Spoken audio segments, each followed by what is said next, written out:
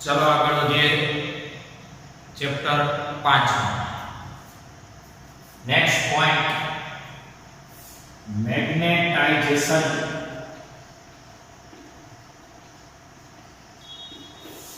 અને મેગ્નેટિક તીવ્રતા મેગ્નેટાઇઝેશન અને મેગ્નેટિક તીવ્રતા ખાસ કરીને મેગ્નેટાઇઝેશન એટલે જે કાંઈ ડાયપોલ્સ હોય મેગ્નેટિક ડાયપોલ્સ એ બાહ્ય ક્ષેત્રની ગેરહાજરીમાં અસ્તવ્યસ્ત મેગ્નેટિક ડાયપોલ્સ અને લોખંડ કે નિકલનો ટુકડો છે લોખંડ કે નિકલનો ટુકડો છે અહીંયા બાહ્ય ચુંબકીય ક્ષેત્રની ગેરહાજરી છે બાહ્ય ચુંબકીય ક્ષેત્ર લોખંડ ઉપર આપતા હાલમાં નથી આકૃતિ 2 ડાયમેન્શનમાં આપણે વિચારીએ 2D તો બાહ્ય ક્ષેત્રની ગેરહાજરીમાં આવા પદાર્થની પરિણામી મેગ્નેટિક મોમેન્ટ એ 0 હોવાથી હાલમાં આ પદાર્થ મેગ્નેટ નથી કારણ કે એની અમુક ડાયપોલ્સની મેગ્નેટિક મોમેન્ટ આમ તમને મનમાં થાય ડાયપોલ ક્યાં ગયા આપણે કેપેસિટરના ચેપ્ટરમાં કેપેસિટર વખતે યાદ કરો ક્યું શું યાદ કરશો કેપેસિટર વખતે કેપેસિટરની બે પ્લેટો વચ્ચે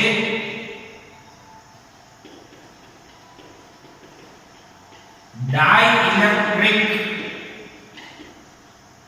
પદાર્થ જેને કહો છો અવાહક પદાર્થ ને મૂકવાથી એનું કેપેસિટન્સ કે ગણું થઈ જાય આપણે સાબિત કરેલું છે કારણ કે એમાં અવાહક પદાર્થના અસ્તવ્યસ્ત ડાયપોલ એક ડિશ થઈ જાય આવું આપણે ભણ્યા છે આ બે પ્લેટો હતી આવી આ એક પ્લેટ આ બીજી પ્લેટ આ ધન પ્લેટ આ ઋણ પ્લેટ હવે બાહ્ય ક્ષેત્રની ગેરહાજરીમાં આ ડાઇલેક્ટ્રિક પદાર્થ એટલે અવાહક પદાર્થના જે કાંઈ ડાયપોલ્સ હતા એમાં ડાયપોલ્સ ઓલરેડી હોય છે અહીંયા ઋણ અહીંયા ધન અહીંયા ઋણ અહીંયા ધન પણ જ્યારે ક્ષેત્રની હાજરી કરી દો બેટરી લગાડી દો એટલે અસ્તવ્યસ્ત ડાયપોલ્સ એક દિશામાં કન્વર્ટેશન એટલે કે ગોઠવણ થવાની આ પ્રક્રિયાને આપણે કહેતા હતા પોલરાઇઝેશન એટલે કે ધ્રુવીકરણ કારણ કે ફીલ્ડ લાગેલું છે બાહ્ય ફીલ્ડ એટલે કે બાહ્ય ક્ષેત્ર બેટરી દ્વારા લાગુ પડેલું ક્ષેત્ર છે ક્ષેત્રની દિશામાં ધન ગોઠવાય ઋણ વિરુદ્ધ દિશામાં ધન ક્ષેત્રની દિશામાં ઋણ વિરુદ્ધ દિશામાં યાદ કરો આ બધી ગોઠવણને એકમ કદની વિદ્યુત ડાયપોલ મોમેન્ટ ટોટલ અને એનું નામ હતું પોલરાઇઝેશન એટલે કે ધ્રુવીકરણ એકમ કદની ડાયપોલ મોમેન્ટ કેવી ડાયપોલ મોમેન્ટ વિદ્યુત ડાયપોલ મોમેન્ટ એટલે ધ્રુવીકરણ હતું આ વિદ્યુતને લગતી વાત હતી અહીંયા ચુંબકને લગતી વાત કરી રહ્યા છે તો ચુંબકમાં ડાયપોલ ક્યાં હોય તો કે આ લોખંડમાં ચુંબક નથી સોરી પેલા લોખંડમાં કોઈ પરમાણુ વિચાર લોખંડનો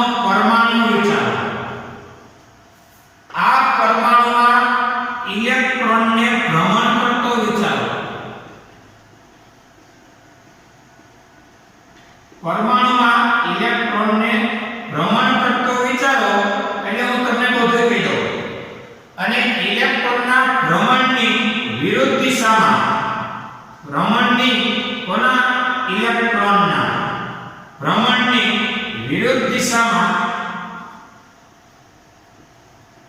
પ્રવાહનું નિર્માણ થાય અને આ પ્રવાહનું નિર્માણ થઈને આ પ્રવાહની દિશામાં આંગળીઓ રાખો જમણા હાથનો સ્ક્રૂનો નિયમ જમણા હાથના સ્ક્રૂના નિયમથી પ્રવાહની દિશામાં આંગળીઓ વીંટાળો અંગૂઠો આવે એ મેગ્નેટિક મોમેન્ટ કહેવાય m બરાબર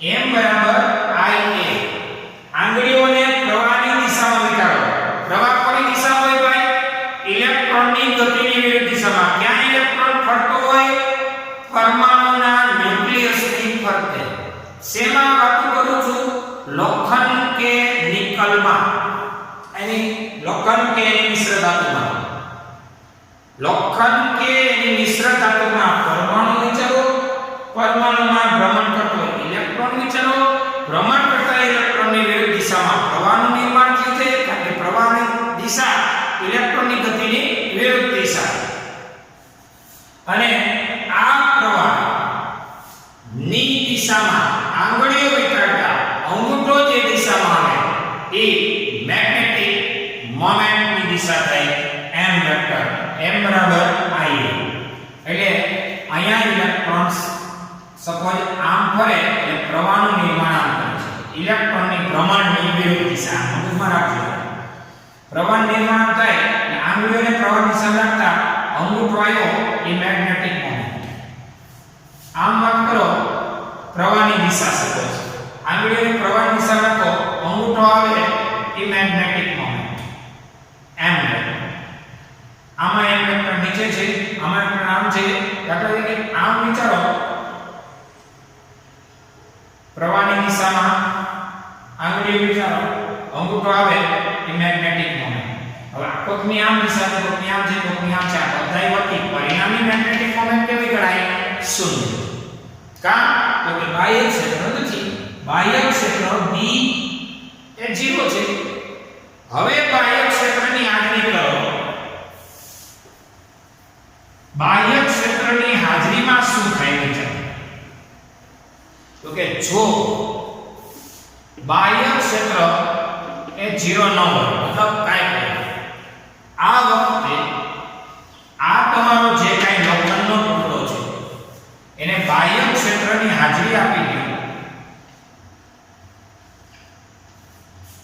અને બાહ્ય ક્ષેત્ર ની હાજરી એટલે બાહ્ય ક્ષેત્ર એટલે કયા બાહ્ય ક્ષેત્રની વાત કરું ખબર વિદ્યુત ક્ષેત્રની વાત નથી કરવાની ચુંબકીય ક્ષેત્રની છે એટલે આ લોખંડના ટુકડાને ચુંબકીય ક્ષેત્રની હાજરી આપી આ ચુંબકનો નોર્થ આ ચુંબકનો સાઉથ અને અહીંયા તમે લોખંડના ટુકડાને આ લોખંડ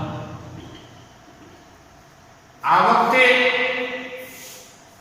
આ પોઝિશન શું થશે તો કે એના ભ્રમણ કરતા ઇલેક્ટ્રોન્સ ની દિશા જો એક દિશ થઈ જાય તો એનું મેગ્નેટાઇઝેશન થઈ જાય એટલે એમ સરળતાથી થતું નથી આ તો ખાલી સમજાવવું એના માટે તમારે આગળ આપણે આજના ચર્ચામાં આવશે એને સોલેનોઇડમાં મૂકવો પડશે કોને લોખંડ કે નિકલને આમ નથી મૂકવાનું આપણે મૂકશું એને સોલેનોઇડ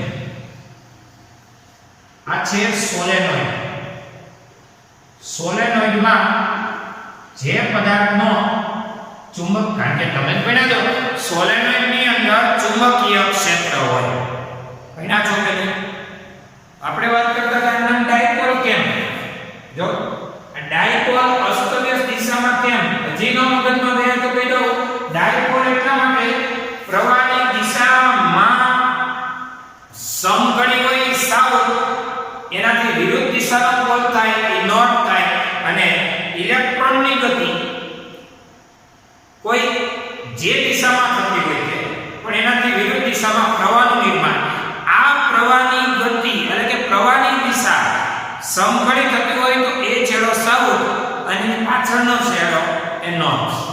આને કહેવાય ડાયપોલ. ચુંબકીય ડાયપોલ એટલે ઇલેક્ટ્રોનની ગતિ કોની ફરતે ન્યુક્લિયસમાં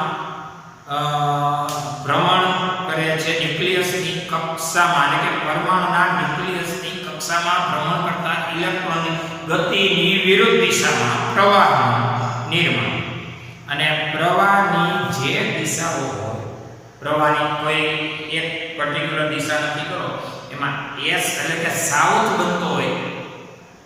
એસ કેમ બને છે તો ખબર છે ને, આમ પ્રવાહનું નિર્માણ હોય, પ્રવાહનું નિર્માણ તો અહીંયા સાઉથ બની જાય અને આમ નિર્માણ હોય, આમને બદલે આમ.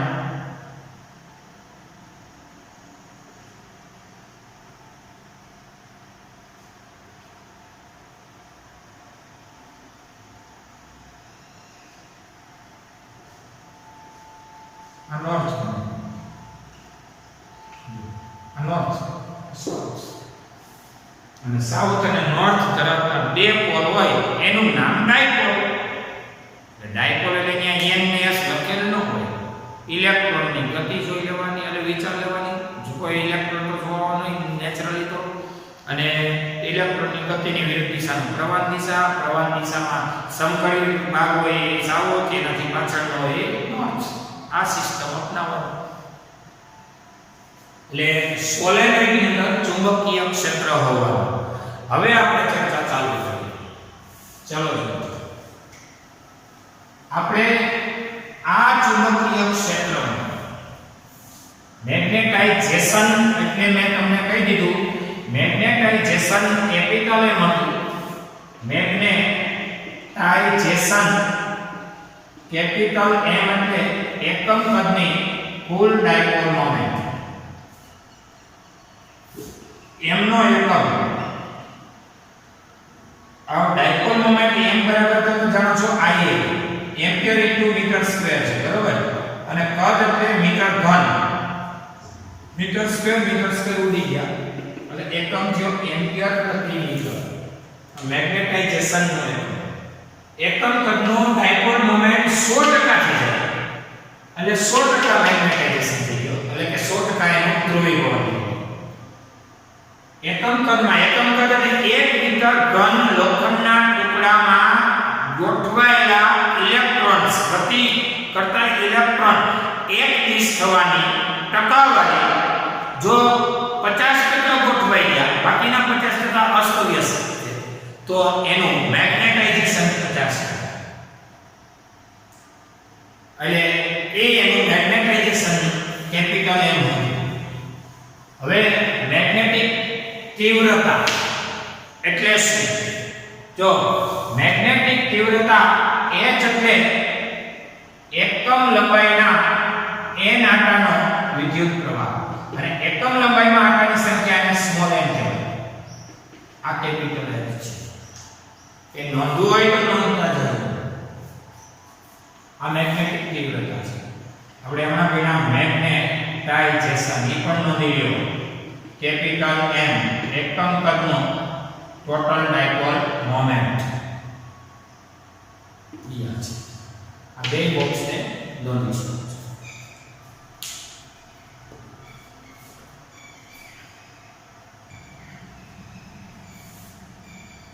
ચાલો મેગ્નેટાઇઝેશન કેપિટલ M અને મેગ્નેટિક તીવ્રતા કેપિટલ H વચ્ચેનો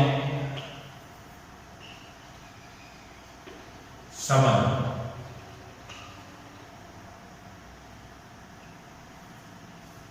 ખાસ કરીને જે પદાર્થના ચુંબકીય ગુણધર્મનો અભ્યાસ કરવો હોય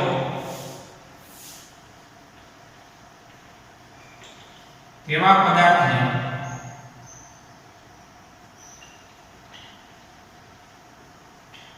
સોલેનોઇડમાં મૂકવામાં આવે છે.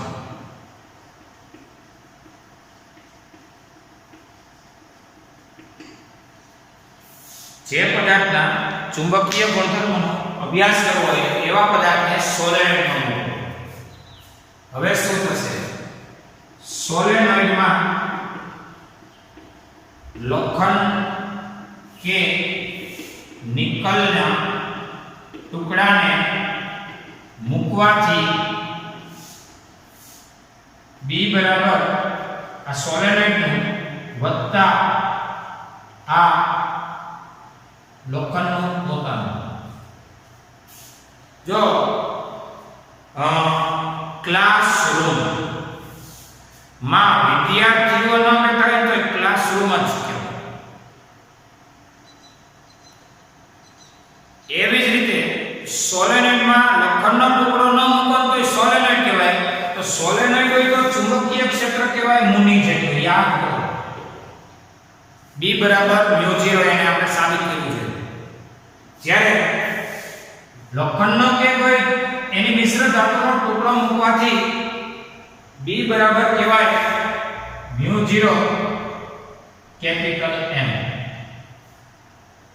આ કેમ Bm એટલે μ0 M આવ્યું એની સમજૂતી આપું. જો Bm એટલે Bm ચલે છે કેપિટલ M એટલે કહેવાય ચુંબકીય ક્ષેત્ર. ઓલોય ચુંબકીય ક્ષેત્ર છે, આ સોલેનોઇડનું ક્ષેત્ર છે. આ પદાર્થનું એટલે કે લોખંડમાં એકમ કદની ડાયપોલ મોમેન્ટ સેટ થવાથી ઉદ્ભવેલું લોખંડનું પોતાનું ક્ષેત્ર.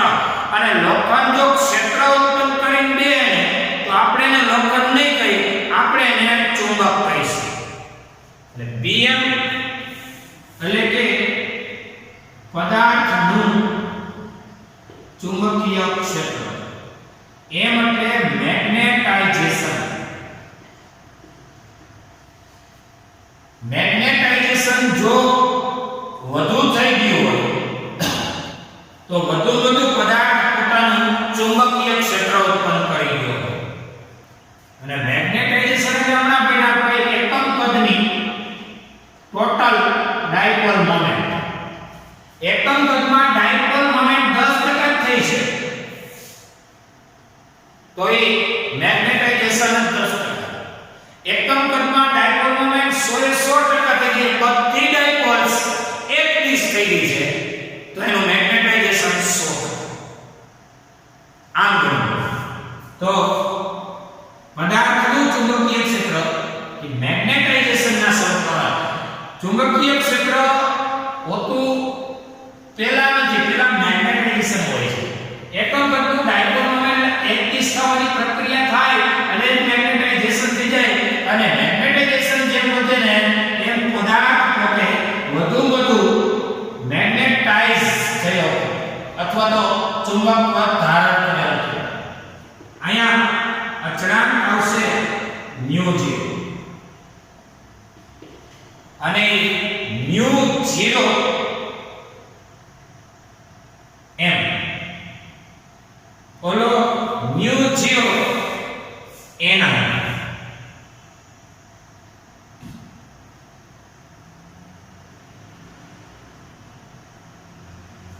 આ પદાર્થ માટે છે પણ સોલેનોઇડની અંદર હોવાથી μ0 આપ્યું છે. આ મગજમાં રાખો, કારણ કે સોલેનોઇડની અંદર હવા કે શૂન્યાવકાશ હોય.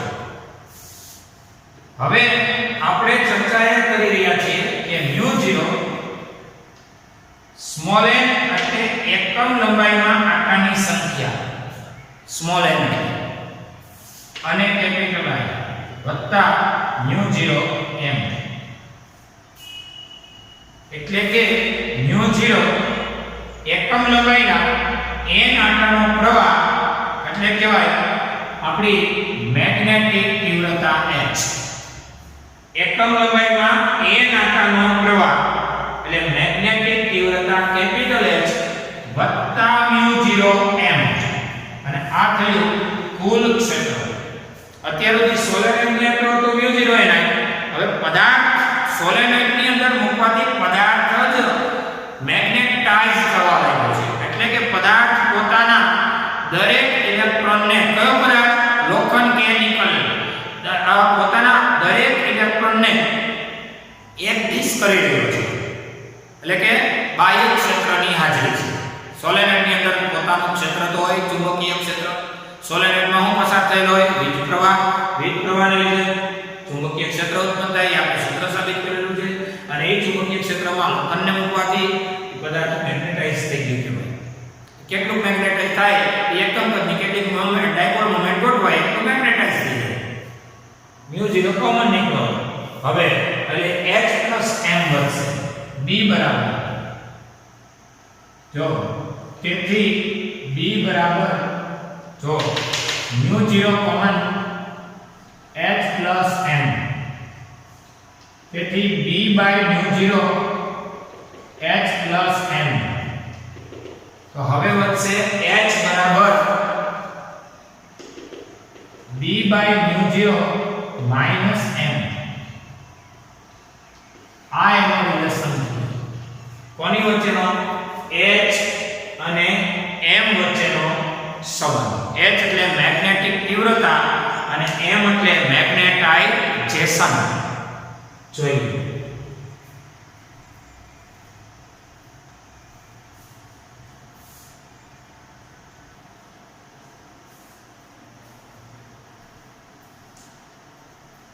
ચલો આપણે મેગ્નેટાઇઝેશન ભણી ગયા છીએ.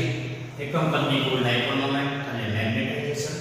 આયન કેપેસિટી એકમ કદની કુલ ડાયપોલ મોમેન્ટ એટલે જ આપણું મેગ્નેટાઇઝેશન. અને મેગ્નેટિક તીવ્રતા એટલે એકમ લંબાઈમાં n આટાનો પ્રવાહ અને એકમ લંબાઈમાં આટાની સંખ્યા એટલે સ્મોલ n. પ્રવાહ એટલે કેપિટલ. આપણે ચર્ચા ચાલુ હતી કે જે પદાર્થના ચુંબકીય ગુણધર્મનો અભ્યાસ કરવો હોય આ પદાર્થને સોલેનોઇડમાં મૂકવો જોઈએ. તો કુલ ચુંબકીય ક્ષેત્ર એટલે સોલેનોઇડની અંદરનું પ્લસ પદાર્થને મૂકવાથી પદાર્થનું પણ મેગ્નેટાઇઝેશન થવાથી પદાર્થ દ્વારા ઉદ્ભવેલું ક્ષેત્ર EBM. આ સોલેનોઇડનું ક્ષેત્ર અને આ પદાર્થને મૂક્યા બાદ પદાર્થમાં ઉત્પન્ન થયેલું ક્ષેત્ર એમ કરી અને સોલેનોઇડમાં મૂકેલા પદાર્થને કારણે કુલ ક્ષેત્રથી આ કુલ ચુંબકીય ક્ષેત્ર એટલે સોલેનોઇડનું પ્લસ સોલેનોઇડમાં મૂકવામાં આવેલા પદાર્થ દ્વારા પદાર્થનું ક્ષેત્ર એમ કરી અને કુલ ક્ષેત્ર. આનું સૂત્ર હતું μ0 ni અને આ હતું તમારું bm. આવો તો ને bm ચલે છે કેપિટલ N. bm બરાબર μ0 m હતું. યાદ કરો bm ની જગ્યાએ μ0 m. પછી ni એટલે શું? તો ni એટલે કેપિટલ H એટલે μh પ્લસ μ0 m આટલું ગણ્યા તમે.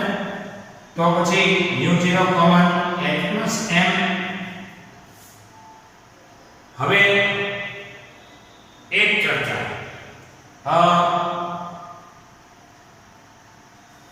અહીંયા સુધીમાં તમે જે ભણી ગયા હોય એક ચર્ચા એ કરીએ કે ભાઈ કોણ કોના સમપ્રમાણમાં છે. તો m ચલે છે h. વિચારો હવે મેગ્નેટાઇઝેશન h ના સમપ્રમાણમાં અને h એટલે એકમ લંબાઈમાં n આટાનો પ્રવાહ જેમ વધુ એમ h વધે અને જેમ એકમ લંબાઈમાં n આટામાં વધુ જેનો પ્રવાહ પસાર થાય એમ વધુ મેગ્નેટાઇઝેશન થાય. કોનું? પદાર્થ. ન સમજાય તો પાછું દાખલા તરીકે આ લોખંડનો ટુકડો છે. આ લોખંડનો ટુકડો એને આપણે સોલેનોઇડમાં મૂકવો છે. આ લોખંડના ટુકડાને સોલેનોઇડમાં મૂકવો છે. આ સોલેનોઇડ છે.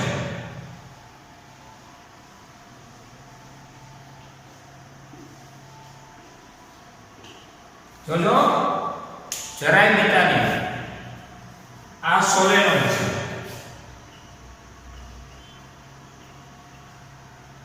આ અંદર રહેલો લોખંડ છે.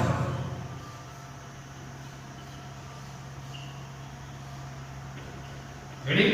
અંદર લોખંડ ફરતો સોલેનોઇડના ધાતુના તાર. પણ એ સોલેનોઇડના તાર છે એ એકમ લંબાઈ દીઠ n આટાનો જે પ્રવાહ પસાર કરે એ પ્રવાહનું મૂલ્ય વધી જાય કે આટાની સંખ્યા વધી જાય કે બંને વધી જાય. મને હું વાંધો છે આટાની સંખ્યા વધી જાય એટલે બીજો કંઈક બહુ બધા આટા આવી જાય અથવા તો પ્રવાહનું મૂલ્ય વધી જાય તો જેથી h વધી જાય અને h વધી જાય તો વધુ એનું મેગ્નેટાઇઝેશન થાય. તમે 12 સાયન્સમાં રોજના ખાલી 2 કલાક ટાઈમ આપો એમ બને રોજની તમે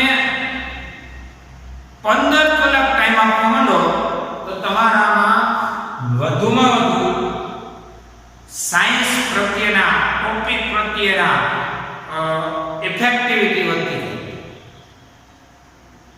એકમ લંબાઈમાં એક આટામાં પ્રવાહ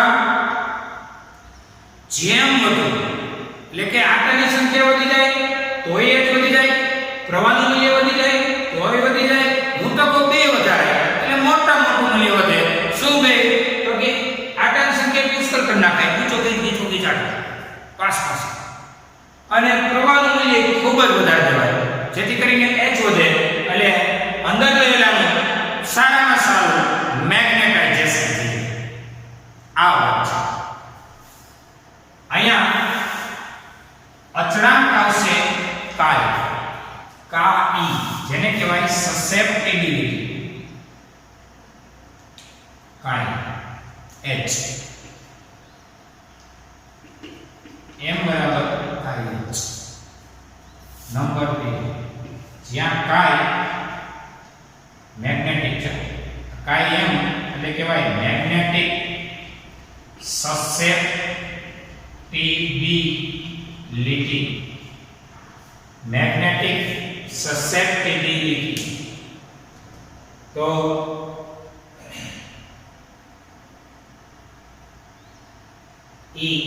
મેગ્નેટિક સસેપ્ટિબિલિટી કાયમ એકમ રહિત છે. હવે તમને એમ થાય સાબિત કરજો ને એકમ રહિત નું કામ છે તો કે કાયમ એટલે m/h છે. જો કાયમ એટલે કોણ? તો કે m/h છે. m શું છે? તો કે એકમ પદનો કુલ ડાયપોલ મોમેન્ટ છે. h શું છે? h એકમ લંબાઈમાં n આટાનો પ્રવાહ છે.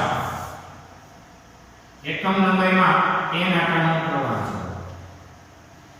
હવે અંશમાં મેગ્નેટિક મોમેન્ટ કહેવાય એમ્પિયર ઇન્ટુ મીટર સ્ક્વેર.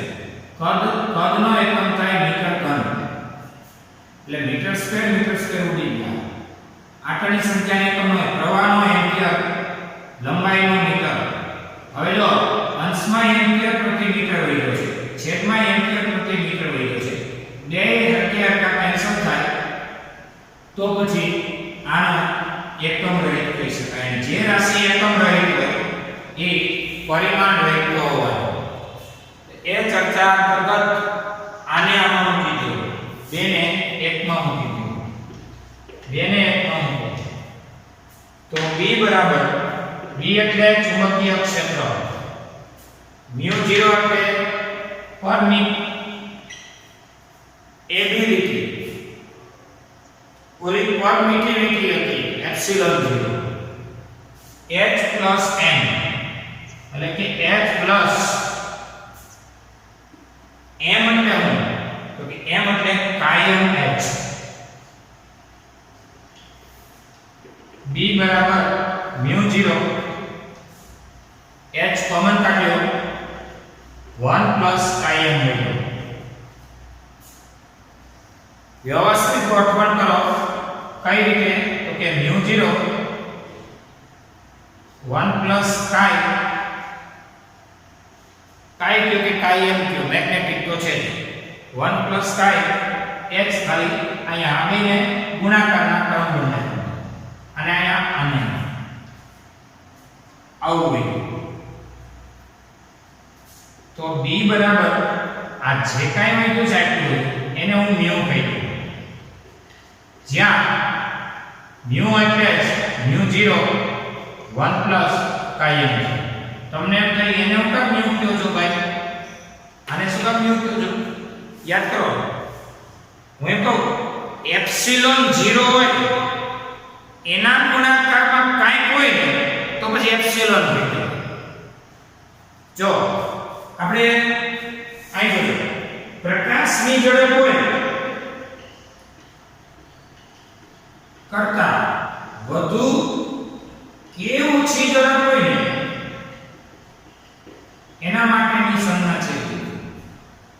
હા, પ્રકાશની ઝડપ જેટલી ઝડપ હોય ને, પ્રકાશની ઝડપ જેટલી તો જ સંજ્ઞા c 3 + 8 કરે. એથી વધુ કે એથી ઓછી હોય તો એની સંજ્ઞા છે v. c ને એમ તમારા μ0 ના ગુણાકારમાં કંઈક હોય તો એને μ0 ન કહેવાય, પછી μ કહેવાય. એપ્સિલોન 0 ને આરે કંઈક ગુણાકારમાં હોય તો એને પછી એપ્સિલોન કહેવાય. એટલે કોઈ માધ્યમની અહીંયા પરમિએબિલિટી થઈ. જ્યાં μ એટલે μ0 જો અહીંથી પકડો, આ μ0 કૌંસમાં 1 + i એટલે કોણ તો કે μ. તો હવે વાત કરીએ આગળ ચર્ચા. આ નંબર 3 થી આગળ ચર્ચા એવી કરવી છે કે તમારી પાસે અહીં જોતા રહેજો, ઓલરેડી એક સૂત્ર છે μ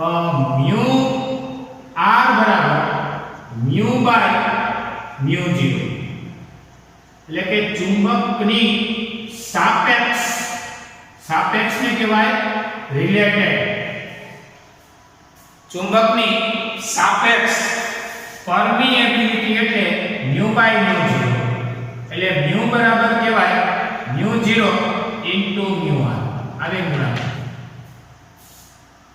હવે તમારી પાસે આ સમીકરણ ઓલરેડી 4 છે, તૈયાર થઈ ગયું હે. 4 ને 5 આરે હરખાવી, 4 ને 5 સરખાવો. અહીંયા μ છે તો અહીંયા છે, μ0 છે તો અહીંયા છે. તો સરખાવો એટલે શું થયું? 1 + m એટલે μr. μr એટલે કોણ? 1 + m. આ પણ એક રિલેશન છે. μr એટલે 1 + m. ટેક્સ્ટબુક m ન બોલતો, ખાલી કાઈ બોલે છે. કાઈ વાંચાય કાઈ.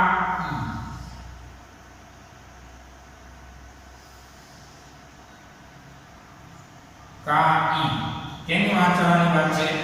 આ સંજ્ઞા કાઈ.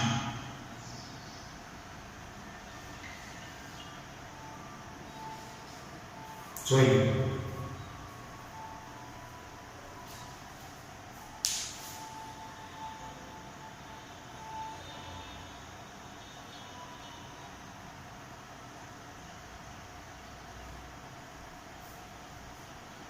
ચલો, આપણી પાસે ભૌતિક રાશિઓ ક્રમશઃ વધતી જાય છે. એક કેપિટલ M છે, એક કેપિટલ H છે, એક કાઈ છે, ત્યાર પછી મ્યુ છે, μ0 છે, સ્મોલ m છે, I છે, વિદ્યુત પ્રવાહ I, B છે, પછી H છે, HE, ZE છે, BE છે, E એટલે અર્થ,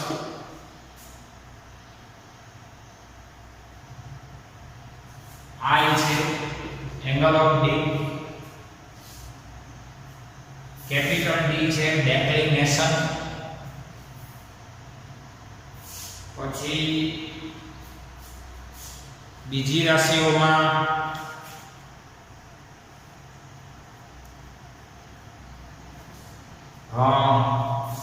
મ્યુ r છે, પછી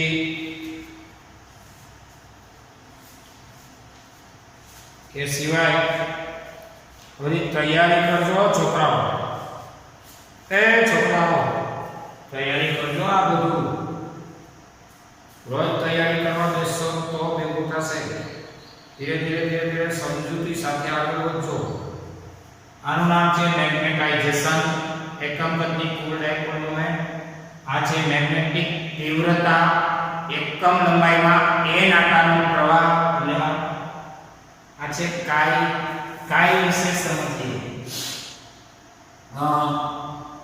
આપણે એમ કહેવાય m ચલે છે h.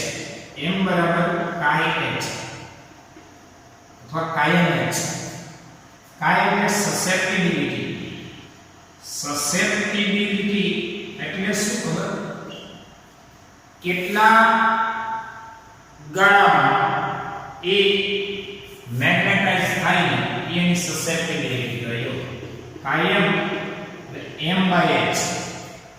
સસેપ્ટિબિલિટી એ આ બેનો ગુણોત્તર છે. ખાસ કરીને કેટલા ગાળામાં એ પદાર્થ મેગ્નેટાઇઝ તૈયાર થાય એ એની સસેપ્ટિબિલિટી ગણાય. હવે આપણે એ પણ જોવા જઈ રહ્યા છીએ કે ભાઈ આ જે સસેપ્ટિબિલિટી છે એ અચળાંક છે, નો ડાઉટ, પણ એ ગુણોત્તરનું મૂલ્ય છે. એકમ રહી છે, પરિમાણ રહી છે. દાખલા તરીકે એકમ લંબાઈમાં n આકારનો પ્રવાહ વધે ને તો મેગ્નેટાઇઝેશન વધે, એટલે વધુના છેદમાં વધુ. દાખલા તરીકે એકમ લંબાઈમાં h એટલે શું? એકમ લંબાઈમાં n આકારનો પ્રવાહ એટલે કે n. એકમ લંબાઈમાં આપણે શીખેલું છે. દાખલા તરીકે એકમ લંબાઈમાં n આકારનો પ્રવાહ ઓછો હોય એટલે મેગ્નેટાઇઝેશન ઓછું થાય, નાના મૂલ્યનું થાય મેગ્નેટાઇઝેશન. અને આ નાનું ગુણોત્તર તો અચળ જ છે. દાખલા તરીકે 1/2 કયો કે 50/100 કયો, આ ગુણોત્તર કેવો રહેવાનો? અચળ રહેવાનો. એટલે આ કાયમ છે એ અચળાંક થઈ જાય. બધા પદાર્થ જુદા જુદા પદાર્થનો કાયમનું મૂલ્ય એ જુદું જુદું હોય. હવે આને તો ઓળખો છો, પદાર્થની અથવા તો માધ્યમની પરમીએબિલિટી. આ શૂન્યાવકાશની પરમીએબિલિટી. આ એકમ લંબાઈમાં આટાની સંખ્યા સ્મોલ n. આ તો પ્રવાહ ઓળખો છો. આ ચુંબકીય ક્ષેત્ર, આ સમક્ષિતિજ ચુંબકીય ક્ષેત્ર, શિરોલંબ ચુંબકીય ક્ષેત્ર. આ તો આવી ગયું છે. આવરો ડેક્લિનેશન, બે પેલા વચ્ચેનો કોની વચ્ચેનો મેરિડિયન વચ્ચેનો ખૂણો, અને આવડો સાપેક્ષ પરમીએબિલિટી. બધું ચર્ચા ચાલુ રાખજો, જોઈએ.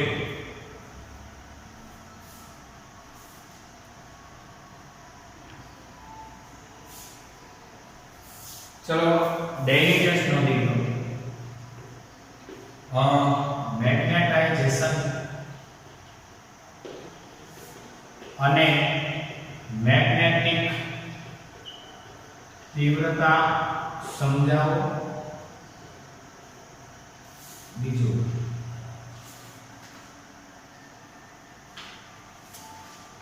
પ્રશ્ન, B બરાબર mu h એટલે કે ચુંબકીય ક્ષેત્ર B અને મેગ્નેટિક તીવ્રતા h વચ્ચેનો સંબંધ B બરાબર mu h મેળવો. રેડી? અહીંયા આપણું લેક્ચર પૂરું થાય છે, જોઈએ.